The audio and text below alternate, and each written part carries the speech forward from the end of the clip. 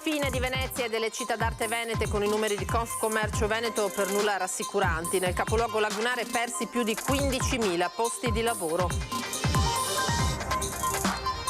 Traffico bloccato e smog in quartiere Pertini a Mestre. I cittadini sono arrabbiati perché con la riapertura delle scuole e l'aumento dei mezzi pubblici la situazione, dicono, è al limite.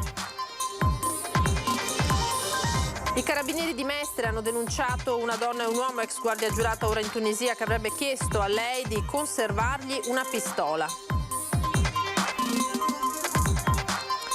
Si è conclusa ieri sera con successo, alla presenza del sindaco Cereser, la rimozione dell'ordigno rinvenuto a San Donà di Piave nel corso dei lavori in corso Silvio Trentin. Alla Panfido di Venezia, sospesi per il momento i 35 licenziamenti che erano stati annunciati dopo l'incontro di ieri in prefettura. Bloccato dall'esplosione della pandemia, torna a riunirsi il Forum del Verde tra proposte e richieste di miracoli a tutela del verde urbano di Mestre e Venezia. Niente carnevale tradizionale causa Covid, ma Venezia non rinuncia e dà il via con singolari iniziative per grandi e piccini al carnevale virtuale. Buonasera, ben ritrovati in diretta con l'edizione veneziana dei telegiornali di Antenna 3. Anche Venezia oggi presa d'assalto, diciamo così, dai veneziani in passeggiata, ma anche dai veneti che hanno voluto arrivare al capoluogo, raggiungere il capoluogo. Bacari, quelli sì, presi d'assalto, così ci dicono le cronache della giornata, ma è una città che patisce fortemente la crisi economica legata al Covid-19. Venezia, come le altre città venete. I numeri di Confcommercio la dicono lunga sulla situazione, non sono affatto rassicuranti. Nel 2020, a causa del Covid, le agenzie di viaggio e i tour operator hanno perso il 73,2% del fatturato. Palestre, piscine, sale gioco, cinema e teatri il 70%. Seguono alberghi e alloggi con meno 53%. Bar e ristoranti meno 24,7%, noleggio e leasing operativo meno 30,3%, così del report della CGIA di Mestre su scala nazionale. Dati che tristemente peggiorano per le città d'arte venete, con Venezia in testa, come puntualizza Confturismo Veneto. La regina purtroppo di questa triste classifica è Venezia, che sostanzialmente vede gli alberghi chiusi sostanzialmente dal novembre del 2019 con l'acqua granda.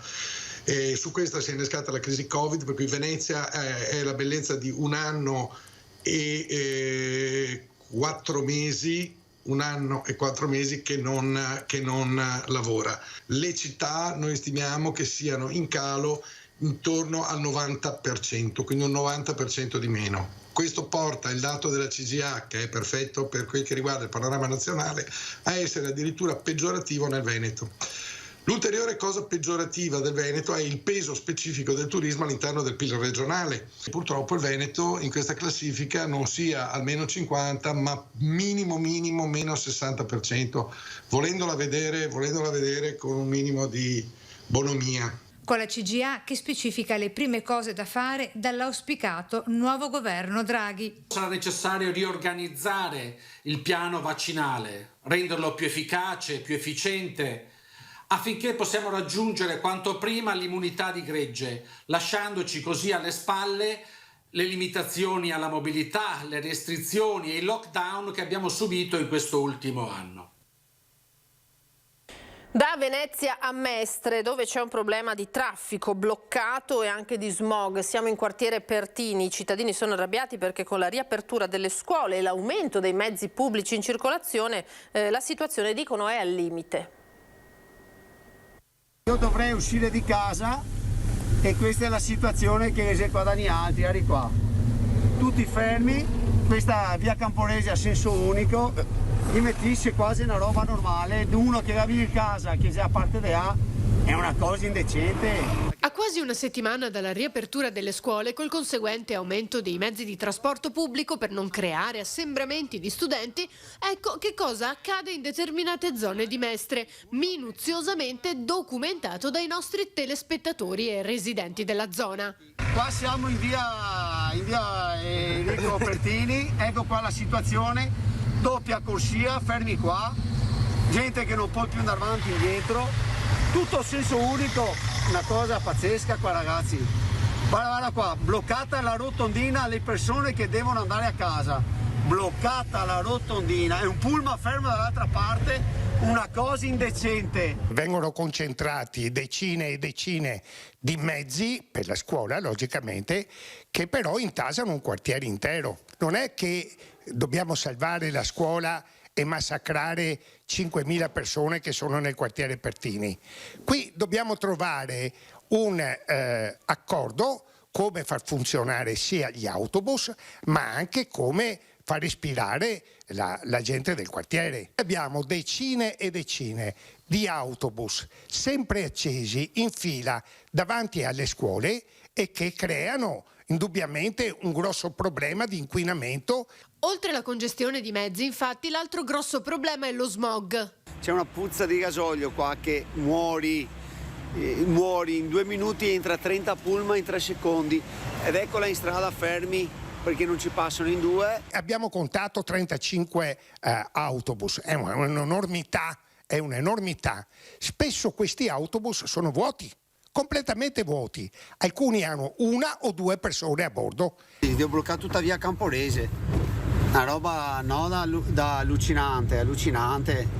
Dai cittadini arrivano anche delle proposte risolutive. Scaricare davanti al Famila i ragazzini e poi fare il giro per ritornare indietro sulla rotondina prima di accedere al quartiere. Altra soluzione è quella di scaricare i ragazzi, depositarli lungo la via Anselmi. I carabinieri di Mestre hanno denunciato una coppia, lui ex guardia giurata ora in Tunisia, che avrebbe chiesto a lei di conservargli una pistola. Dopo essersi separati, marito e moglie di origine tunisina hanno lasciato la loro abitazione di via Genova a Mestre. Lei se n'è andata portando con sé il figlio, motivo per cui è stata anche denunciata per sottrazione di minore. Lui, ex guardia giurata, è tornato in Tunisia. La ex però, rientrando dopo alcuni mesi, ha trovato in casa una conoscente del marito che stava prelevando una pistola detenuta dall'uomo con tanto di munizioni che evidentemente le aveva fatto avere una copia delle chiavi di casa. A quel punto ha chiamato i carabinieri e una volta giunti sul posto hanno interrogato l'altra donna, che ha spiegato di essere andata lì su indicazione dell'amico tunisino proprio per recuperare arma e proiettili lasciati incustoditi mentre lui era in Tunisia. Una versione che non ha pienamente convinto i militari e che è costata alla donna una doppia denuncia, mentre l'ex guardia giurata è incorsa nella violazione di omessa custodia d'armi oltre che nella detenzione abusiva di 50 proiettili. Si è conclusa con successo la rimozione dell'ordigno rinvenuto a San Donà di Piave nel corso dei lavori in via Silvio Trentin. Ci troviamo a poche centinaia di metri dal fiume Piave, per cui quello era la linea del fronte durante la Prima Guerra Mondiale e in questa parte venivano gettati tutti gli ordigni sparati dal lato italiano. Quindi insomma ci aspettiamo che ci sia anche questo e puntualmente si è verificato. E infatti venerdì mattina durante i lavori in corso Silvio Trentin a San Donà di Piave è stato rinvenuto un ordigno risalente alla Prima Guerra Mondiale. Immediata a quel punto l'attivazione del protocollo. Subito messa in sicurezza l'area, che venga delimitata, che venga allontanato il personale anche degli edifici frontali, perché ci troviamo proprio tra 2 fronti di edifici in corso Silvio Trentin e questo poi ha portato all'intervento appunto del personale militare, che ha rilevato che poteva essere una di quelle situazioni da essere gestita e risolta immediatamente senza altri provvedimenti. Grazie al tempestivo intervento poi di carabinieri, prefettura e militari dell'8° reggimento, guastatori paracadutisti Folgore e di Legnago, con il supporto prezioso della polizia locale e dei volontari della protezione civile, in poche ore in serata è stato rimosso con successo e ora si riprenderà con le verifiche e la continuazione dei lavori. La polizia ha denunciato un 33enne di nazionalità giordana per aver picchiato violentemente e ferito un dipendente dell'ex ospedale Giustinian di Venezia, uno dei distretti dell'ULSS situato a Dorsoduro. Nei giorni scorsi era entrato in orario di chiusura e nonostante gli inviti della guardia giurata ad andarsene, aveva dichiarato di voler rimanere senza specificare il motivo. Era decisamente agitato, si sarebbe scagliato senza motivo contro la vittima. In seguito all'aggressione il dipendente ha riportato la frattura di alcune costole e l'abrasione della cornea. Ha sporto denuncia e le indagini del commissariato San Marco hanno portato a individuare il responsabile scoprendo che era già stato condannato in precedenza per reati simili. Ancora cronaca con un incidente mortale che si è verificato poco dopo mezzogiorno a Semonzo del Grappa, coinvolto anche un veneziano che era a bordo di una moto. A perdere la vita è stato un ciclista invece trevigiano di 43 anni. Tragedia attorno alle 12:30 di oggi in via Generale Giardino a Semonzo di Borso del Grappa, la strada che porta in cima a Grappa. Un ciclista di 43 anni, Alessio Massaro, residente a Montebelluna, è morto mentre scendeva a valle scontrandosi con una moto in salita condotta da un coetaneo di Musile di Piave. Un urto tremendo, Massaro è stato sbalzato per qualche metro dalla sella, ha sbattuto il capo contro una roccia sul ciglio della strada, è spirato sul colpo. Sul posto il SUEM 118 di Pieve del Grappa, gravissime le condizioni del Centauro, condotto con l'elisoccorso, intervenuto da Pieve di Cadora al San Bortolo di Vicenza, dove è ricoverato in terapia intensiva con un serio trauma cranico. Sul posto la Polstrada di Treviso. Ora parliamo di occupazione, lo sfratto alla Panfido di Venezia, sospesi per il momento i 35 licenziamenti dopo l'incontro di ieri in prefettura. Restano per il momento congelati, ventilati 35 licenziamenti dei portuali dei rimorchiatori Panfido, raccolto in prefettura l'allarme delle rappresentanze sindacali che ha condotto all'avvertenza in atto. L'autorità portuale avrà dei nuovi incontri con la società per produrre ulteriore documentazione. Nel frattempo noi non ritiriamo affatto lo stato di agitazione e continuiamo ancora. I licenziamenti annunciati dalla società qualora fosse previsto lo sfratto tra poco più di un mese dal pontone galleggiante ancorato al canale demaniale Brentella dell'autorità del sistema portuale. Fino adesso non sono mutate le condizioni, cioè permangono ancora i 17 licenziamenti per quanto riguarda l'officina e per quello che riguarda il personale marittimo gli altri 18 licenziamenti. Persiste dunque lo stato di agitazione a tutela delle 35 famiglie qualora tra un mese dovesse essere confermato lo sfratto e il dispiegamento dei lavoratori in servizio in altre sedi. C'è dietro questa avvertenza anche il problema della sicurezza, che è importante per un servizio di rimorchio come quello portuale a Venezia, che è molto delicato in una città già pesantemente vessata dall'ultima crisi. Oggi primo giorno di carnevale a Venezia tra stanze virtuali ed eventi digitali. Un tuffo nel passato ma con gli occhi aperti verso il futuro. Manca però l'allegria delle maschere per le strade. È un legame antichissimo quello tra Venezia e il suo carnevale. Due facce della stessa medaglia. Lo ricorda il delegato del sindaco alle tradizioni Giovanni Giusta, proprio nel giorno dell'apertura. Non da Piazza San Marco, cornice abituale, ma tutte via web, sul digitale, per non abbassare la guardia nella lotta contro la pandemia. Venezia e il carnevale, o meglio, il carnevale veneziano, qualcosa che tutti conosciamo, straordinaria, ed è difficile pensare o slegare Venezia dal suo carnevale, ma purtroppo è quello che sta forzatamente accadendo quest'anno. Non ci saranno eventi in presenza, che naturalmente sono il cuore della festa, ma Venezia non vuole perdere il legame con la sua storia. Sarà il carnevale del 2021, il carnevale veneziano sarà virtuale. Andremo a ripercorrere quelle che comunque sono le fasi più conosciute e le fasi sicuramente anche più importanti e che maggiormente lo rappresentano. Ci saranno degli eventi dove potremo comunque compartecipare. Dalla sfilata delle Marie alle stanze virtuali, dove ci si potrà iscrivere online per poi far divertire i bambini da remoto. L'attenzione è però già rivolta anche al prossimo anno. Ci rifaremo. Io non sono certo, ci rifaremo. Invito tutti a collegarvi online, saremo sicuramente tanti, andiamo a non perdere la memoria, ma quantomeno a testimoniare che comunque sia anche virtualmente, ma faremo anche quest'anno il nostro carnevale. E ora alcune anticipazioni della grande parata che domani aprirà in Mondovisione i campionati mondiali di sci a Cortina, portando tra le vette, le piste imbiancate dalla neve, anche la magia proprio del Carnevale di Venezia. Per una notte, domenica, la magia del Carnevale di Venezia arriverà in dono alla Perla delle Dolomiti, Cortina d'Ampezzo, per aprire in Mondovisione la 46esima edizione dei Campionati del Mondo di Sci Alpino di Cortina 2021.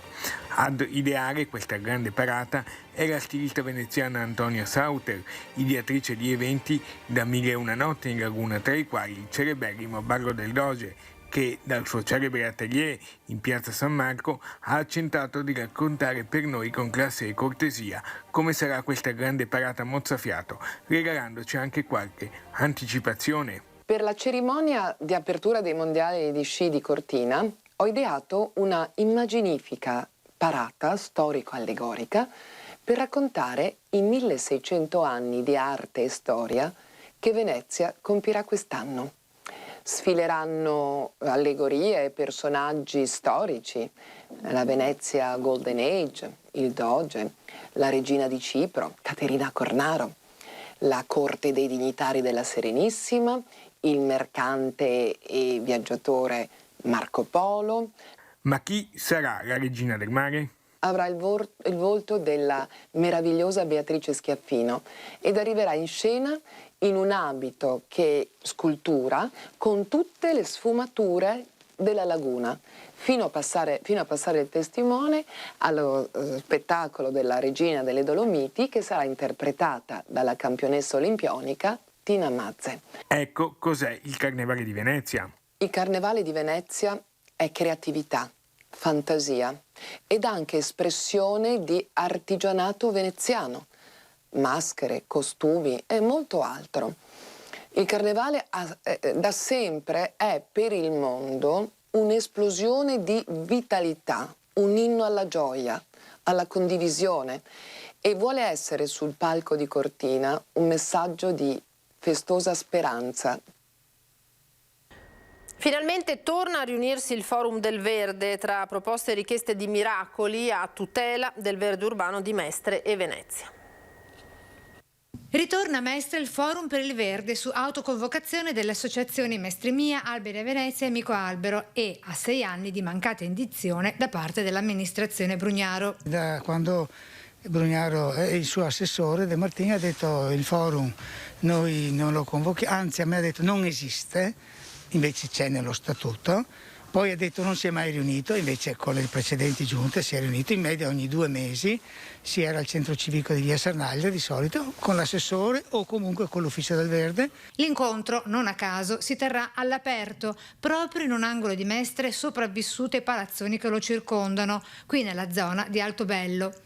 Tutte le idee e le proposte nate nel corso del forum verranno poi stilate nel programma da indirizzare anche a Cafarsetti. E le indirizziamo a chi di dovere, o all'ufficio del Verde o all'assessore o a entrambi. E comunque poi anche noi prendiamo delle iniziative per censire gli alberi del comune, per indicare alberi monumentali, perché nel comune di Venezia sembra ce ne siano solo 4, nella legge regionale invece ce ne sono ben di più da identificare, per insomma far sì che ci sia un forum propositivo e non solo difensivo. I volontari e gli attivisti del forum sono gli stessi che hanno ottenuto un cambio di rotta dall'amministrazione comunale verso il progetto di Piazzale Cialdini, con il ponte ciclabile ora spostato nel rispetto del verde pubblico. Abbiamo capito che non passa la pista ciclabile dentro al verde ma la spostano davanti, va bene. A questo punto noi ci fermiamo, che facciano presto a ricostruire quell'area verde e andiamo avanti. E forse non è una coincidenza il forum si tenga proprio ai piedi del sagrato della Madonna del Pellegrino.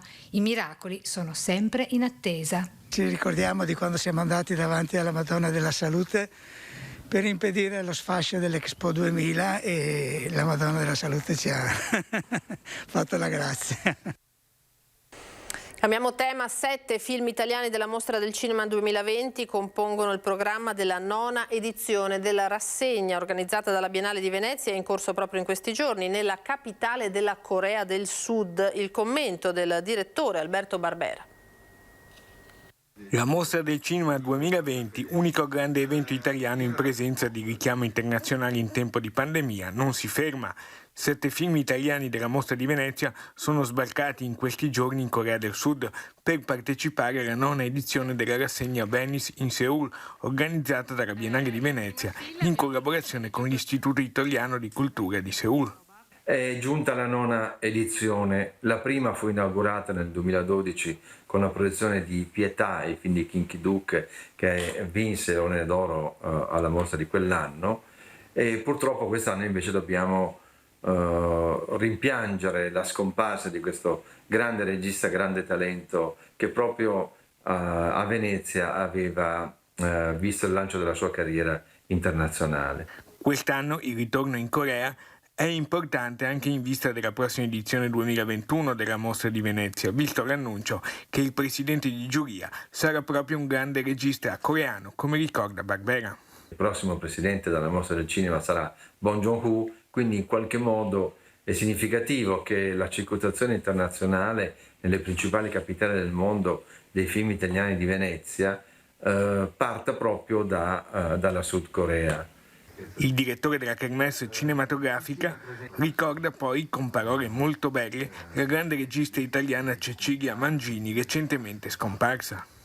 La ricordiamo come una grande documentarista di enorme talento, donna generosa, impegnata nel sociale, sempre schierata dalla parte dei più deboli, che ha con il suo cinema documentato gran parte delle vicende più importanti della storia italiana della seconda metà del Novecento.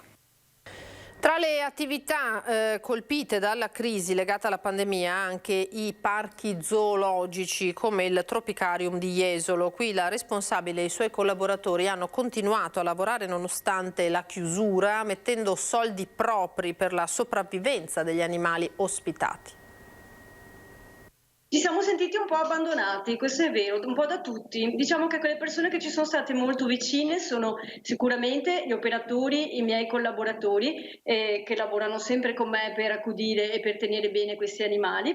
Uno sfogo quello di Monica Montellato, titolare del Tropicarium Park di Jesolo, da mesi fermo a causa della pandemia, ma l'attività all'interno del parco zoologico non si è mai fermata per garantire la sopravvivenza degli animali ospitati nella struttura. Sembra che in quasi tutti i decreti, poi soprattutto all'inizio, tutti si siano dimenticati di questo mondo. Abbiamo messo, diciamo, i nostri soldi personali anche nell'attività per poter andare avanti, perché crediamo in quello che facciamo e crediamo che questi animali devono vivere malgrado tutto. Il Tropicarium Park, come gli altri parchi zoologici, è riconosciuto dal Ministero dell'Ambiente per il ruolo che ricopre nella conservazione della biodiversità. Conservare un patrimonio genetico di animali che sono a rischio nel loro ambiente naturale, conservare e cercare di studiare e riprodurre. Tra parchi zoologici gli animali non si vendono e non si acquistano. Chi ha un'eccedenza la mette a disposizione degli altri parchi. All'interno del Tropicarium vengono condotti studi etologici, effettuati campionamenti biologici per fornire alla comunità scientifica più dati possibili. Al momento, nonostante la zona gialla, il parco zoologico di Jesolo rimane chiuso, impossibilitato durante la settimana ad ospitare come normalmente accadeva le scolaresche e alla stregua di mostre e musei, chiuso anche nei weekend. E anche noi stessi all'inizio abbiamo fatto fatica a capirlo, proprio perché non è mai stato messo un dettaglio specifico, chiaro, proprio nel nostro tipo di attività. Sembra che si siano dimenticati che esistono. Ci fermiamo qui per questa edizione, grazie per averci seguito. Tra poco l'edizione di Treviso, vi lascio alle previsioni del tempo per domani. Arrivederci.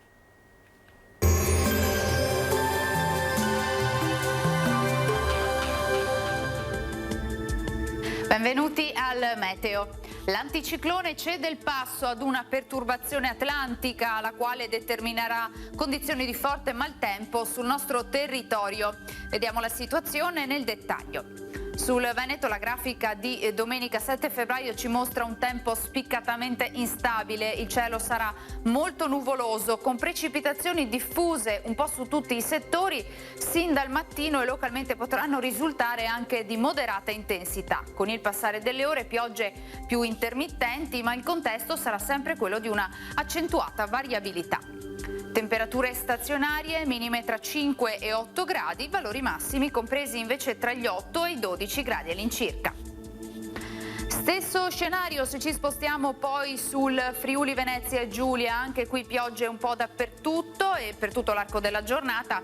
Attenzione perché non si escludono fenomeni anche particolarmente intensi. Temperature minime tra 7 e 9 gradi, massime invece sui 10-12 all'incirca. Ci spostiamo infine sul Trentino Alto Adige, anche qui avremo precipitazioni un po' su tutti i settori, locali nevicate intorno ai 1200 metri sulle aree alpine di confine. Temperature minime intorno ai 4 gradi, massime invece sugli 11 gradi. Dal meteo per ora è tutto, vi auguro come sempre un buon proseguimento in compagnia di Antenna 3.